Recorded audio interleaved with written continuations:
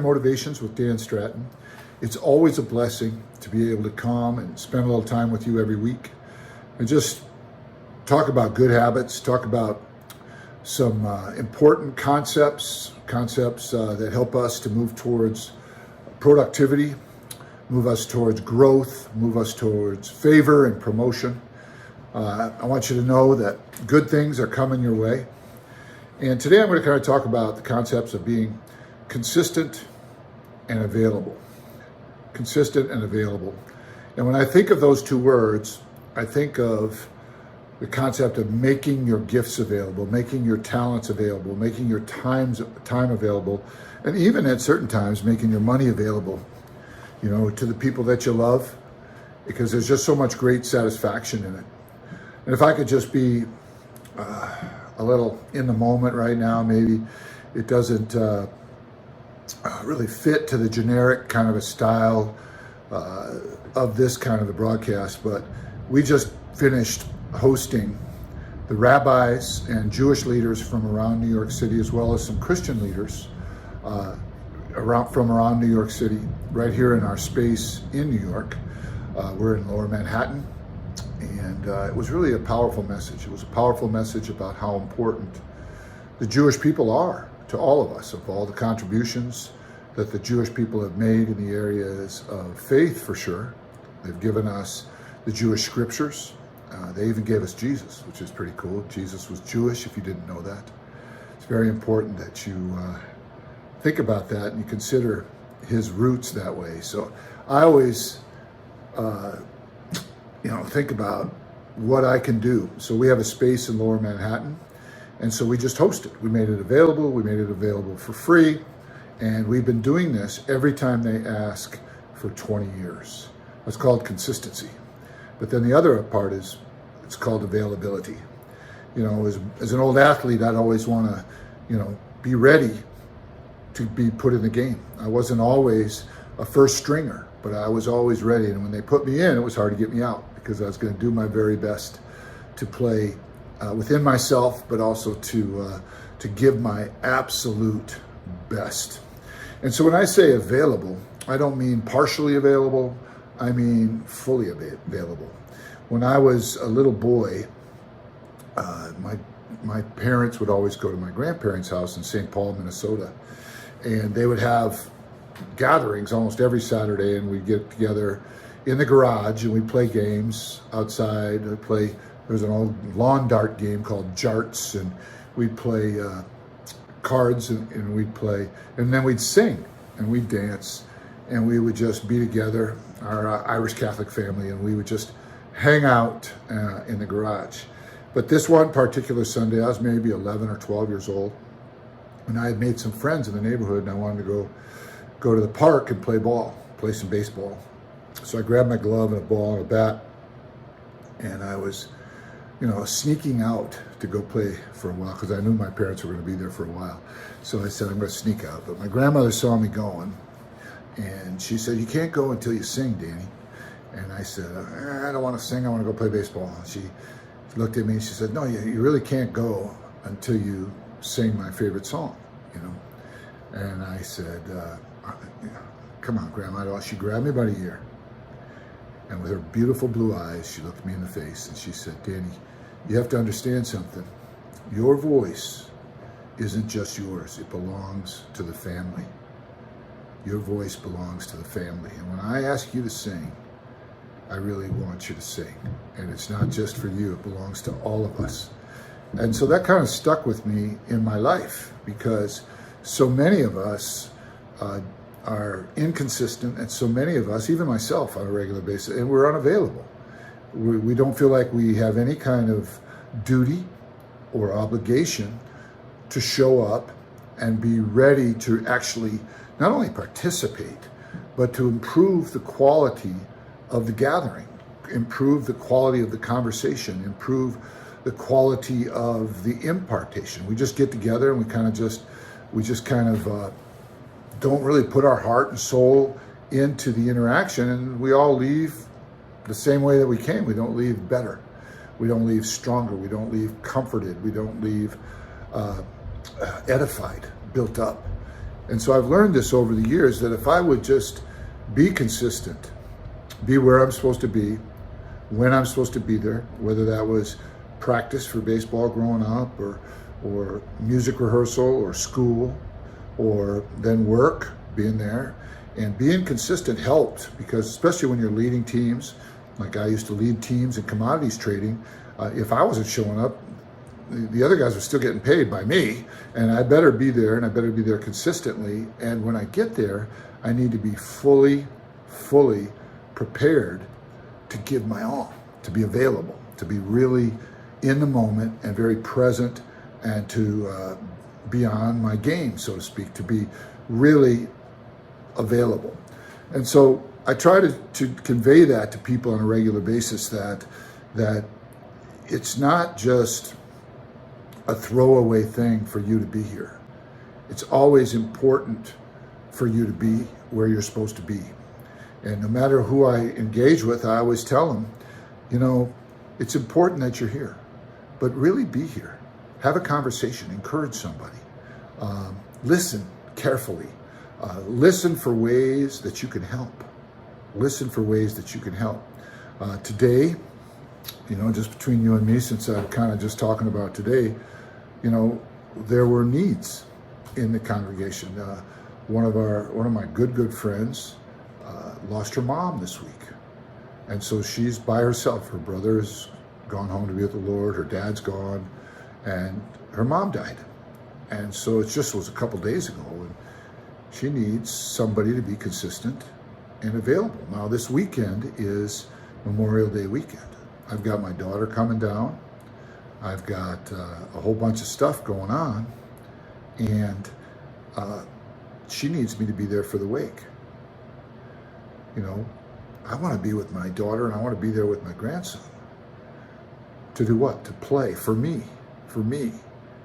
But as in the role that I have been given, and in the role that I have chosen, I just need to be there. And I need to be there consistently, because that'll send a message to everybody that I serve, everybody in my congregation, that I am going to be there. I don't want to send the message that I'm going to pick and choose who I want to be there for. So that's a part of consistency. It's part of, to be consistent is, another word for it might be faithful. Faithful. To be true to your word, to make the sacrifices, not always doing what you want to do, and then showing up for people. Just really showing up for people. And so, being consistent means being faithful. So you can extrapolate that into your marriage, you can extrapolate that into your relationship with your children, your parents, your friends. You want to be consistent for them. You want to be consistent for them. And then you want to be not just kind of like heartbeat, hanging out, consistent, but available. How can I help? I want to be here to make the load lighter. I want to be here to truly engage and get you to engage, to bring out your best as you bring out my best. And that's what I mean by consistent, by being faithful, and by being available. And I want to come back to that other piece that I was talking about, where my grandma said to me, your gift belongs to the family. Well, your gift, you may feel like it's buried. You may feel like you don't even have one, but you do. And there's a family of people, there's a community out here, there's all of humanity that needs you to show up and make your supply available, to truly bring it, and make sure that you're there, that you're not hungover, that you're not tired, but that you've prepared to be consistent, and that you're prepared to be available, because your gift, your talent, your time, your treasure doesn't belong just to you. And you can have a far greater impact. You may say, well, I don't have a lot of money, and I'm working all the time, I don't have a lot of time. That's all right, but you can listen, and you can love, and you can encourage, and you can bring your life experience and share. And so being there and then being fully available and understanding that you have something powerful and wonderful to give. So many of us just have learned by going to baseball games or by watching a lot of TV, we've taught ourselves that life is observing. I'm going to go look at the Grand Canyon, or I'm going to go look at the Eiffel Tower or the Statue of Liberty. And we've taught ourselves that it's just about looking at stuff. It's not really thinking about people and how we can be consistent and available to affect the lives of people. And it's just such a rich kind of a revelation, because once you make it, then people, believe it or not, want to be around you, because every time they leave you, they leave encouraged. They leave a little lighter. They leave with maybe a piece of their burden or their pain has been lifted in some way. And all that begins with is just you making the choice that you're valuable, that your gift has true worth, and that you're going to bring it, and that you're going to participate. Now, I know we've all been rejected. We've all been, made fun of. Don't worry about that. You're going to find a group of people. You're going to find maybe a small group, maybe a large group, but you're going to find people that are going to find you wonderful. They're going to find you to be just what they needed, especially if you kind of, smile a little bit. Look your best. Spruce up. Hey, you can only look as good as you can look. I mean, I'm going to be 65 this summer, and, I'm looking the best that I can, but I'm going to show up, and I'm not going to let the way that I look inhibit me from, mixing it up, having a conversation, telling a joke, bringing a little levity, bringing a little bit of lightness and fun into a world where most people are struggling, most people are in pain. And if I can, help somebody by pointing them in the right direction, or if I can help somebody by giving them something to help them, then I'm going to do it, because that's making my supply available.